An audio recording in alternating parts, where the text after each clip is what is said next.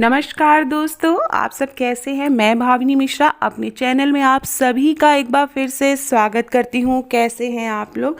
आशा करती हूं आप सब स्वस्थ और सुरक्षित होंगे। आज एकादशी है और इस दिन तुलसी माँ का विवाह भगवान शालिग्राम से किया जाता है। तो बहुत ही सरल विधि से बहुत ही कम सामान में हम तुलसी माँ का विवाह शालिग्राम भगवान से कैसे करवाएंगे।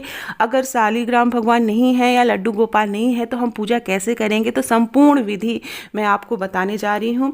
तो सबसे पहले पूजन सामग्री एकत्र कर लेंगे। ये सारी पूजन सामग्री है, इसका वीडियो भी मैंने डाला है, मैं डिस्क्रिप्शन बॉक्स में लिंक डाल दूँगी, आप वहाँ से ले सकते हैं।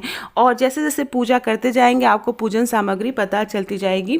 तो सबसे पहले हम एक चौकी लेंगे और उस चौकी पे पीले रंग का वस्त्र बिछा देंगे। माँ तुलसी आपने रखी होंगी, जिसका कार्तिक मास में आप दिया जलाते होंगे, तो तुलसी माँ को भी अच्छे से साफ डेकोरेट कर लेंगे। उसके बाद भगवान विष्णु या भगवान श्री कृष्ण की फ़ोटो या प्रतिमा चाहिए, उसे हम उस चौकी पे रखेंगे। उसके बाद हम रंगोली बनाएंगे। रंगोली का विशेष महत्व होता है, आप चाहे तो आटे से भी रंगोली बना सकते हैं। गन्ने, चारों तरफ गन्ने से मंडप बनाएंगे।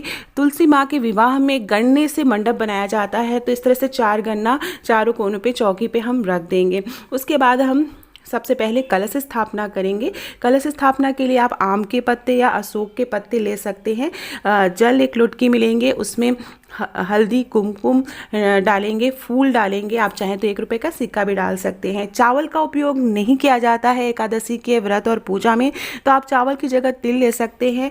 और ये कलश के ऊपर चावल भरा जाता है, तो मैंने गेहूं भरा हुआ है, तो कोई भी अनाज आप भर सकते हैं, लेकिन चावल का उपयोग नहीं किया जाता है।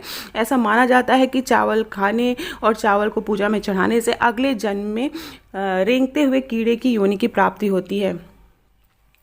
अब इस तरह से हम कलश स्थापना करेंगे। सुपारी लेंगे, उसमें कलावा बांधेंगे और भगवान गणेश जी को स्थापित करेंगे। आप चाहें तो माँ गौरी को भी स्थापित कर सकते हैं। तो सबसे पहले सर्वप्रथम गणेश भगवान जी की पूजा की जाती है, तो गंगा जल चढ़ाएंगे, जल चढ़ाएंगे। उसके बाद गणेश भगवान जी को हल्दी कुमकुम चढ़ाएंगे, सिंदूर चढ़ाएंगे। भगवान विष्णु की पूजा करेंगे, हल्दी कुमकुम लगाएंगे, माँ तुलसी को लगाएंगे, और जो कलश स्थापना की है वहाँ पे भी पूजा करेंगे, हल्दी कुमकुम लगाएंगे। तो इस तरह से पूजा की जाती है। कार्तिक मास के शुक्ल पक्ष की एकादशी तिथि को तुलसी माँ का विवाह भगवान शालिग्राम से किया जाता है। लेकिन इस वर्ष जो है एकादशी के दिन रविवार पड़ रहा है, और बहुत से लोग उदया तिथि के हिसाब से 15 नवंबर को व्रत रखेंगे। 6:39 तक जो है एकादशी रहेगी। तो आप चाहे तो तुलसी माँ का विवाह 15 तारीख को कर सकते हैं। तो 15 तारीख को सुबह सुबह आप 6:39 से अगर पहले कर लें तो बहुत ही अच्छा है, नहीं तो पूरे दिन आप कभी भी पूजा कर सकते हैं। तो इस तरह से बहुत ही सरल विधि से आपको जो भी सामान आसानी से मिल पाए। बहुत से लोगों के घर में शालिग्राम भगवान और लड्डू गोपाल नहीं होते हैं, क्योंकि बहुत ही ज़्यादा साफ सफाई और विधि विधान से पूजा करनी होती है।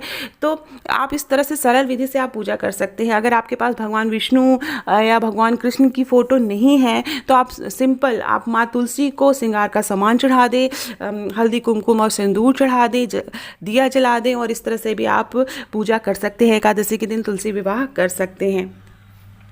तो इस तरह से चारों तरफ गन्ने का मंडप बनाने का जो है बहुत ही ज़्यादा महत्व होता है। उसके बाद जो है फूल माला चढ़ाएंगे, माँ तुलसी को चढ़ाएंगे, जहाँ पे आपने कलश स्थापना की वहाँ चढ़ाएंगे। भगवान गणेश जी को चढ़ाएंगे, भगवान गणेश जी को हल्दी चढ़ाएंगे, हल्दी की गांठ होती है वो चढ़ाएंगे। चावल के अक्षत का उपयोग नहीं किया जाता है, इसलिए आप तिल का अक्षत का प्रयोग कर सकते हैं। सफ़ेद तिल को अक्षत के रूप में लेके भगवान विष्णु को चढ़ाया जाता है। उसके बाद कलश के ऊपर दीपक जलाएंगे और सामने दीपक जला के रखेंगे। दीपक जो है आप घी का दीपक या तिल के तेल का दीपक जला सकते हैं। ऐसा माना जाता है कि एकादशी के दिन 4 महीने बाद भगवान विष्णु फिर से जागृत हुए थे, चतुर्मास के बाद फिर से जागृत हुए थे, और आज के दिन से सभी मांगलिक कार्य जैसे शादी, विवाह, मुंडन, ये सारे सभी मांगलिक कार्य शुरू हो जाते हैं। तो इस दिन बहुत से जगह भगवान विष्णु को उठाने की भी प्रथा है, तो बहुत से लोग थाली बजाकर जो है भगवान विष्णु को जागृत करते हैं। तो इस तरह से दिया जलाएंगे। उसके बाद जो है वस्त्र चढ़ाना है माँ तुलसी को। आप जो है लाल रंग की चुनरी चढ़ा सकते हैं, लहंगा चढ़ा सकते हैं। बहुत से लोग पूरी साड़ी पहना के अच्छी तरह से श्रृंगार करते हैं। धूप बत्ती जलाएंगे। भगवान विष्णु को पीले रंग का वस्त्र चढ़ाना चाहिए और माँ तुलसी को जो है लाल रंग की चुनरी पहनानी चाहिए। तो बहुत से लोग गठबंधन भी करते हैं, तो जो वस्त्र हम पहनाएंगे उसी से हम दोनों को गांठ बांध सकते हैं। तो गांठ बांधते समय 1 रुपये का सिक्का, सुपारी और आप कुल तिल रख सकते हैं और उस तरह से गांठ बांध सकते हैं। उसमें आप दक्षिणा कुछ रख सकते हैं, 11 रुपये आप इस तरह से दक्षिणा के रूप में रख सकते हैं। बाद में इसे आप किसी पंडित जी को दान दे सकते हैं। तो इस तरह से गठबंधन किया जाता है। उसके बाद माँ तुलसी को आप श्रृंगार का सामान, जो भी श्रृंगार का सामान है, जरूर चढ़ाएं।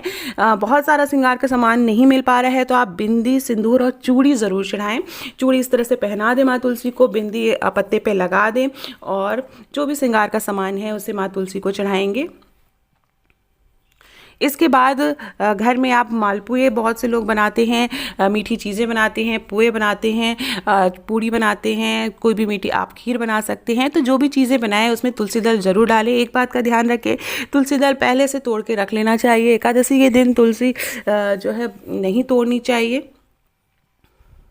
इस तरह से जो भी मीठी चीज़ें हैं उसे भोग में लगाएंगे। सच्चे मन से प्रार्थना करते हुए हमें पूजा करनी है। घर के सभी लोगों को पूजा में ज़रूर शामिल करें।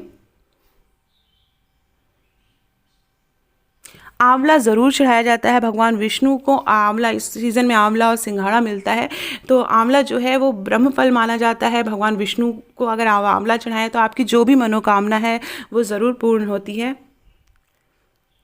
दिया जलाएंगे। तो इसके बाद ये सारी चीज़ें चढ़ाने के बाद तुलसी माँ की कथा सुनेंगे। तुलसी माँ की जो कहानी है कि कैसे भगवान शालिग्राम का विवाह तुलसी माँ से हुआ था, वो व्रत कथा पढ़ेंगे।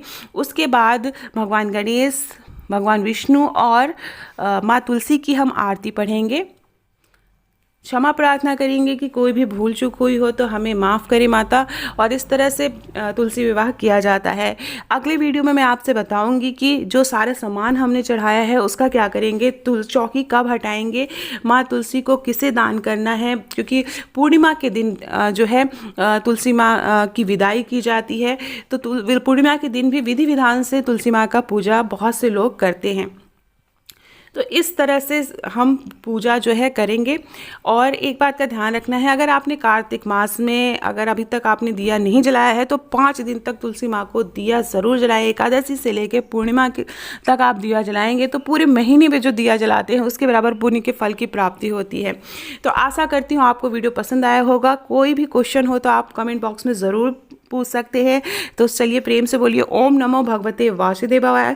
आप अगर मेरे चैनल पर नए हैं तो मेरे चैनल को प्लीज़ सब्सक्राइब कर लीजिए। यहाँ पे सब्सक्राइब करेंगे, रेड बटन आएगा, रेड बटन पे क्लिक करेंगे, बेल आएगी, बेल पे ऑल पे क्लिक करना है ताकि सारे वीडियो के नोटिफिकेशन आप तक पहुँच सकें।